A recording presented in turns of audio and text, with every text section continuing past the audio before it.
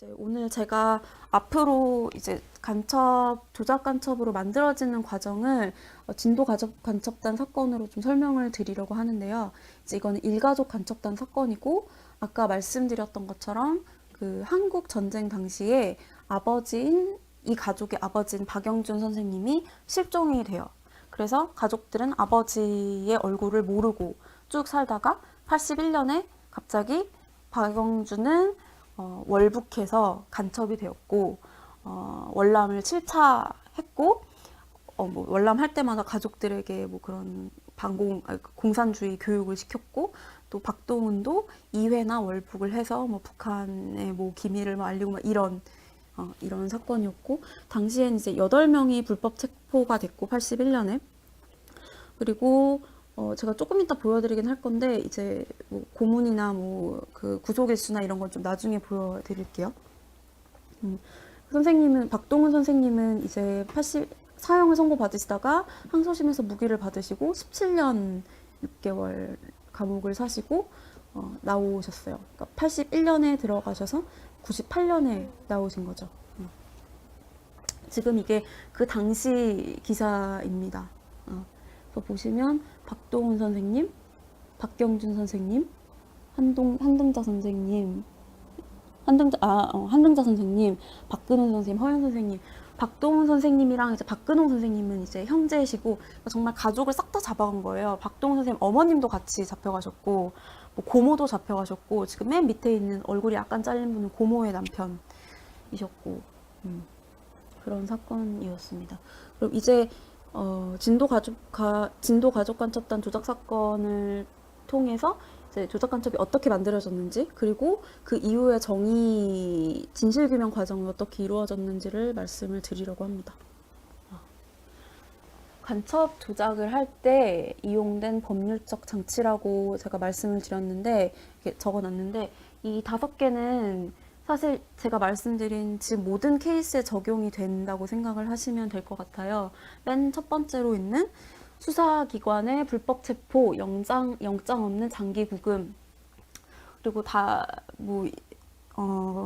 일단 일반 형사범이랑 국가보안법 사건이랑 그 구속 일수 자체가 다르거든요. 일반 형사법 같은 경우는 경찰에서 10일, 그리고 검찰에서 연장이 가능해서 20일 가능한데, 이제 국가보안법 같은 경우는 뭐 경찰이나 국정원에서 연장을 1회 할 수 있어서 20일, 검찰에서 연장을 2회 할 수 있어서 30일. 그래서 총 구속기간이 50일이 가능했어요. 50일 동안 엄청 고문을 하면서 뭔가 만들어낼 수 있는 환경이 법적으로도 이미 주어져 있던 상황인 거죠. 그리고 그 당시는 뭐 대부분의 경우 영장 없이 그냥 구속을 했던 경우가 훨씬 많았고, 그리고 두 번째로는 이미 여러분께 제가 뭐 자세히 말씀을 안 드려도 이미 알고 계실 굉장히 고도의 고문을 통해서 허위 자백을 하게 만드는 거죠. 허위 자백은 이따가 다시 말씀을 드릴 건데, 이거를 받아내려고 하는 거죠. 이거를 받아내려고. 그리고 국가보안법상 국가기밀조항, 아마 제가 이따가 이걸 말씀드리면 여러분이 진짜 웃으실 거예요. 너무 기가 막혀서. 어떤 게 국가기밀이었고, 뭐 얼마나 대단하고, 얼마나 훌륭한 비밀을 북한에 갖다 바쳤길래 이 사람들이 몇십일 동안 고문을 받고 간첩으로 됐나, 그거를 이따가 보실 거고. 그리고 다섯 번째로는 검찰과 법원의 외면인데, 이게 선생님들뿐만 아니라 그 저희가 이제 남영동 대검분실 고문실태 조사를 이제 작년 했는데, 그건 이제 주로 조직 사건이에요. 조직 사건이 이제 학생운동 하시던 분들이 많은데, 그분들조차도 수사기관 뭐 대공분실에서 고문을 받을 때 일단 계속 거짓말 하라고 하잖아요. 근데 이걸 하면은 나는 진짜 난리 나는데, 나 간첩 만들어지는 건데 말을 안 해야 되지만 고문을 하니까 허위 자백을 하면서 생각을 하는 거죠. 그래. 검찰에 가면 나의 무고함을 알아줄 것이다. 근데 검찰 가니까 말을 안 들어. 그러면 법원에 가면 나의 무고함을 알아줄 것이다. 고문이 있었고 내가 그래서 거짓말로 허위 자백을 한 거를 알아줄 것이다 라고 생각을 하는 어떤 그 국가기관에 대한, 특히 상급 기관에 대한 신뢰가 있는 거죠. 근데 그게 어떻게 무너지는지, 이 모든 국가기관들 그리고 법률적 장치가 함께 열심히 협력해서 사람들을 간첩으로 만들어내는 사회였습니다. 그러면 아까 말씀드렸던 그 진도 가족 간첩단 사건인데 선생님들 사건은 안기부 사건이었고 지금 남산이 예전에 안기부 건물이 있었다는 건 다 아시죠? 지금도 뭐 건물이 좀 남아있긴 한데 한창 흥할 때는 뭐 이렇게 설치 건물까지 포함해가지고 뭐 몇십 개, 뭐 50개인가? 건물이 엄청 많았대요. 그래서 거기서 이제 고문을 당하셨고 한번 보시면 박동원 선생님 같은 경우는 61일. 대부분의 선생님들이 지금 60일 정도로 고문을 받으신 거죠. 그리고 이 당시에는 정말 그냥 선생님이 또 진도 분이시잖아요. 진도에서 서울을 올라온 거란 말이에요. 그래서 박동원 선생님이 되게 여러 번 진술하시기도 했던 부분인데 이제 진도 버스터미널에서 어머니랑 선생님이 같이 서울로 올라가세요. 버스터미널에서 만나서 버스를 타고 올라가서 이제 거기에서부터 남산으로 끌려가는 거죠. 그래서 어머니랑 같이 하시는데 지금 보시면 이게 육국이라고 그 대공 관련된 걸 이렇게 담당하고 있던 건물이었고 이 앞쪽으로 보면은 지금 뉴스 호스텔 건물 본관이 있어요. 본관이 있고 그 앞에 건물이랑 이렇게 이어져 있어서 밑에 큰 지하 공간 같은 게 있고 그러니까 가보시면 좀 깜짝 놀라실 텐데 지금은 무슨 소방방재센터인가 뭐 그런 거라서 1층짜리 건물이 있고 그 밑에 정말 무슨 아방궁 같은 이 멀리 있는 건물들이 이어질 만큼의 지하 공간이 있었다고 해요. 그래서 거기서 고문을 한 건데 선생님들 같은 경우는 일부러 이제 서로의 비명 소리를 듣게 하는 거죠. 어머니의 비명 소리를 듣게 하고 아들의 비명 소리를 듣게 하고 이런 식의 심리적인 고문도 서슴지 않고 하면서 간첩을 만들어냅니다. 보시면 박동원 선생님 무기징역, 박근홍 선생님 3년 6개월 뭐 이렇게 굉장히 형도 빡빡 엄청 심하게 때리는 거죠. 고문인데 네, 이거는 한번 읽어보시면 될 것 같아요. 그 진도 가족 가첩단 사건 선생님들 같은 경우는 지금 유튜브에서도 유튜브에서도 보실 수 있는데 무죄라는 다큐멘터리가 있습니다.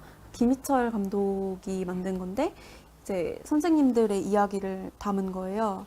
그래서 거기에 아까 말씀드렸던 이술의 어머니 박동원 선생님, 박근홍 선생님의 어머니가 증언을 하시는 부분이 있는데 저는 그 부분을 볼 때마다 늘 가슴이 막 서늘해지는 것 같고 그 고문 얘기를 하면 이게 달라요.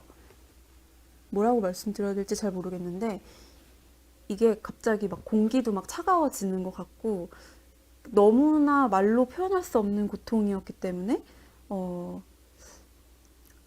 선생님들이랑 얘기를 하다 보면 고문 얘기가 나오면 완전히 달라져요.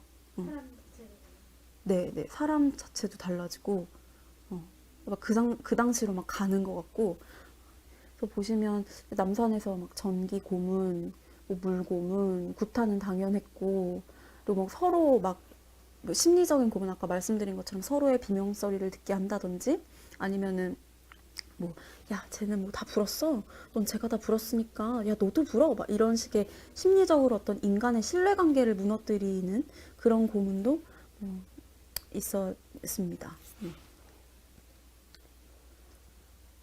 그리고 제가 지금 사진을 갖고 오진 않았는데 그 한등자 선생님이 계셔요. 여기 계시나? 한등자 선생님이 33일 고문을 받으셨는데 선생님이 두 가지 얘기가 생각이 나는데 선생님이 그 당시에는 이게 81년이니까 건물에 지하가 있을 때가 아니었잖아요. 그래서 나중에 이제 고문 얘기를 하시는데 야 거기 막 이렇게 지하에 궁궐이 있다고 궁궐이 있고 그 위에 땅으로 덮어가지고 막 소나무를 심어놨다는 거예요. 그러니까 이분들은 지하실의 개념이 없는 거죠. 그 상태에서 지하실로 끌고 와서 고문을 한 거고 그리고 선생님이 한글을 못 쓰셨어요. 그 당시에 농사하시는 분들이고 게다가 여자고 이러면은 아예 한글을 못 배울 수도 있잖아요. 그래서 이제 수사관들이 써준 걸 이렇게 그림을 그리는 거예요. 이렇게 그렇게 자술서를 쓰는 거예요. 지금도 보면은 이제 허위 자백을 하게 하는 진술서를 쓰게 하는 장면이죠. 그리고 얘네들도 지들끼리 이제 아다리가 맞아야 되니까 야, 너 지금 이거 써봐. 그러고 가져가서 안 맞네. 짝짝 찍고 자 다시 써 제대로 써. 막 이러면서 야, 아까는 그거 썼냐? 이제는 딴 거 써봐. 뭐 이런 식으로 계속 정말 끊임없이 계속 써내려 갑니다. 자술서를. 이거는 이제 박동원 선생님이 쓰신 그 허위 자백을 한 피신조서 중에 일부분인데 보시면은 선생님이 이제 아버지를 만나가지고 북한에 가서 노동당에 가입을 해서 군사기밀 누설하고 간첩 훈련도 받고 다시 돌아왔다. 이걸 쓰게 만드는 거죠.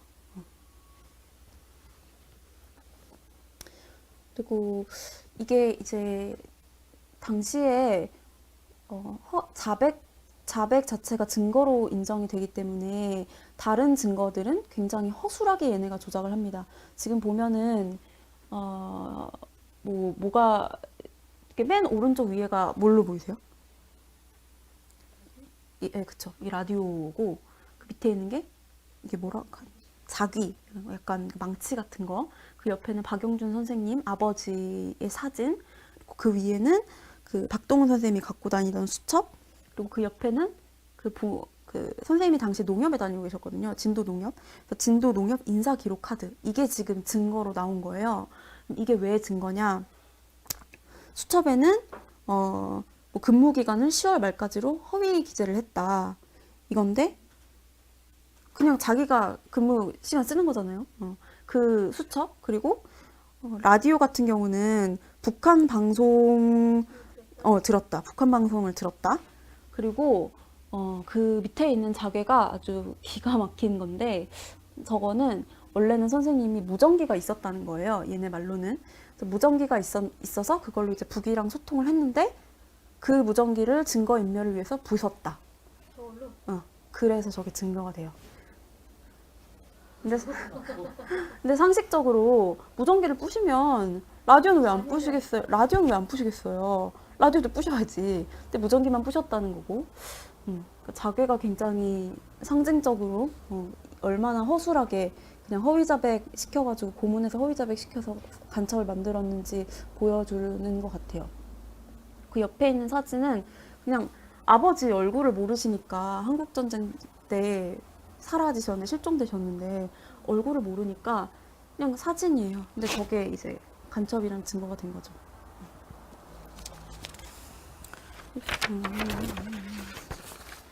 그러면 이제 선생님들이 국가 기밀 그 전 이거구나. 네. 그럼 이제 검사와 법원의 역할. 검사와 법원은 얼마나 독립된 기관으로서의 역할을 했는지를 한번 보겠습니다. 일단 선생님들이 검사 이제 수사기관 수사 끝나고 이제 안기부에서 수사 끝나고 이제 서울구치소에서 이제 왔다 갔다 하시면서 이제 검사 신문을 받을 때 얘기를 하시는 경우 굉장히 많아요. 지금도 보면은 뭐 딱지가 아물지 않고 그래서 이걸 보여주면서 고문을 당해서 허위 진술을 했어. 그랬더니 그 당시 검사가 이제 안강민이었는데 안강민이 너 안기부 가야 정신 차리겠다? 그러니까 안기부 때 나를 고문했던 사람들이 싹 들어오는 거죠. 그래서 너 무조건 검찰 조서에 찍어라. 안 그러면 너 지금 바로 데리고 간다. 이러는 거죠. 그런 상황에서 어떻게 이거를 찍지 않고 하겠어요. 검사는 내 말을 들어주지 않고. 그러니까 그럼 검사에선 안 됐으니까 한번 법원에서 이야기를 해볼까.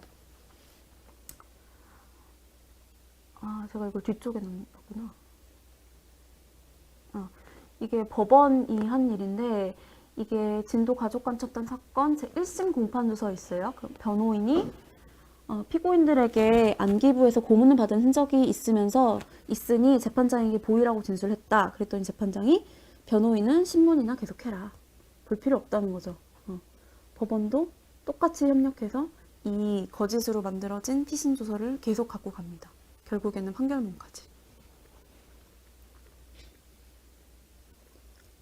근데 사실 검사 피신이 아니고 이제 사법경찰관이나 이런 수사기관에서 작성된 피의자 신문조서 같은 경우는 법정에서 피고인이 아니라고 하면 증거 능력이 부인될 수 있단 말이죠. 그러니까 완전한 증거로는 증거가 아님에도 불구하고 안기부나 보안사나 뭐 치안본부에서는 왜 그렇게 열심히 고문을 해서 허위 자백을 그때 받으려고 했을까? 그 이유는 이제 이거를 검사한테 가져가서 검사 피신에서 인정이 되면은 이거는 완전히 굉장히 엄청난 증거가 되는 거예요. 그런데 제가 아까 말씀드린 것처럼 사법경찰관이 만든 피의자 신문조서는 검사가 거의 대부분 그냥 통과를 시켜줬단 말이죠. 어떤 경우에는 뭐 복사를 했는지 뭐 정말 뭐 오타가 뭐 그대로 된다든지 아니면 잘못 쓴 거를 똑같이 베껴 써서 뭐 여기 잘못 쓴 게 여기도 잘못 똑같이 써 있다든지 뭐 그런 식으로 정말 제대로 내용 확인하지 않고 조사한 거에 그대로 증거 능력을 부여를 하고 이제 그걸 가지고 재판으로 가서 간첩으로 땅땅땅 확정 판결을 받게 되는 거죠.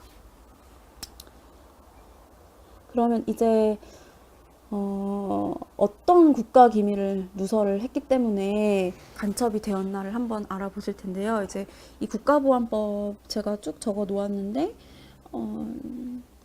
뭐 나머지는 뭐 대강 합리적으로 생각을 한다 하더라도 14조를 보시면 사실과 부합하지 않는 경우에도 처벌할 수가 있어요. 그리고 대법원 판례상 북괴 집단에게 알리지 아니하거나 확인되지 아니함이 우리나라에 이익이 되는 모든 기밀사항, 신문, 잡지, 라디오 등에 보도되고 알려진 사항이라 하더라도 북괴 집단에 유리한 자료가 될 경우에는 역시 기밀사항이다. 그러니까 이미 대강 눈치를 채실 수도 있겠지만 그냥 제가 뭐 잡혀가서 오늘 아차산역에서 아차산역 근처에는 어린이 대공원이 있고 어린이 대공원 정문 옆에는 뭐 곤드레밥집이 맛있었다. 뭐 이것도 군사 기밀이 될 수 있는 거예요. 그럼 이제 실제로 문제가 된 국가 기밀들을 한번 보시겠는데요. 이거는 박동훈 선생님 사건 진도 가족 간첩단 조작 사건은 아니고 김양기 선생님 사건인데 김양기 선생님은 그 아버지가 보도연맹에서 보도연맹 피해자시고 선생님은 이제 일본의 사업 때문에 왔다 갔다 하시다가 그 일본 뭐 사업하다 만난 사람이 뭐 조총련 관계자다 해서 간첩이 되신 경우고 6년 동안 감옥을 사셨습니다. 그리고 43일 동안 고문을 당하셨고 보시면 김포국제공항에 도착해서 공항에 있는 법무부 출입국 관리소 사무소 직원에게 입국 신고를 한다. 소지품은 금속 탐지기가 설치된 장소를 지나는 검사를 받는다. 뭐 국민들은 대부분 전두환을 좋아하지 않는다. 뭐 이런 그냥 다방에서 한 얘기. 뭐 이런 게 국가 기밀이 되는 거죠. 그 두 번째 이거는 그 최양준 선생님 사건인데 이제 최양준 선생님도 이제 일본을 왔다 갔다 하면서 일을 좀 하시다가 간첩 조작 조총련 뭐 관계자를 뭐 만났다 뭐 이래가지고 조총련에 포섭된 간첩이다 뭐 이런 혐의로 사건이 만들어지고 9년 동안 징역을 사셨습니다. 선생님을 보면은 네, 서울은 지하철 공사로 교통이 복잡하고 많은 사람들 왕래로 혼잡하다. 뭐 박통 씨의 사건과 광주 사태로 떠들썩해서 장사도 안 되고 불황이다. 뭐 두 번째 이게 지금 다 국가 기밀인 거죠. 대단한 비밀이죠. 뭐 민심이 떠들썩하고 뭐 연탄값을 비롯해서 물가가 폭등했다. 뭐 이런 거. 뭐 다른 사건 중에서는 뭐 우리 이런 것도 있죠. 뭐 우리 동네에 군부대가 있다. 이것도 기밀사항. 뭐 우리 동네에 뭐 경찰서가 있다. 뭐 이런 것도. 그러니까 굉장히 지금 저를 막 진짜 털고 막 고문해서 제가 말하는 모든 사실 예전에 제가 막 친구한테 우리 뭐 예전 같았으면 지금 난리 났죠. 막 김정은 뭐 얘기하고 그런 것들 다 뭐든지 지금 문제가 될 수 있는 거죠. 이런 식으로 굉장히 사소한 사실들, 사실 국가 기밀이 아닌 사실들, 그리고 알고 보면 이것들이 사실이 아니라 하더라도 국가 기밀이 되는 거죠. 이 다음은 제가 아까 이미 말씀을 드렸던 이제 법원에서의 상황인데, 법원에서도 굉장히 고문에 대한 사실을 적극적으로 알리신 분들이 많습니다. 그럼에도 불구하고 그냥 그대로 사건은 진행이 되죠. 선생님은 이 1심에서 사형 선고를 받으셨어요.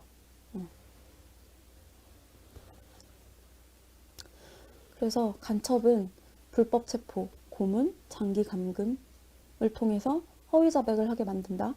그리고 검사 앞에서 한 자백은 무조건 효력이 있다는 증거법의 덫, 그리고 공지의 사실도 국가기밀이라는 국가보안법, 이런 실체법의 덫을 통해서 조작 간첩이 만들어지게 됩니다.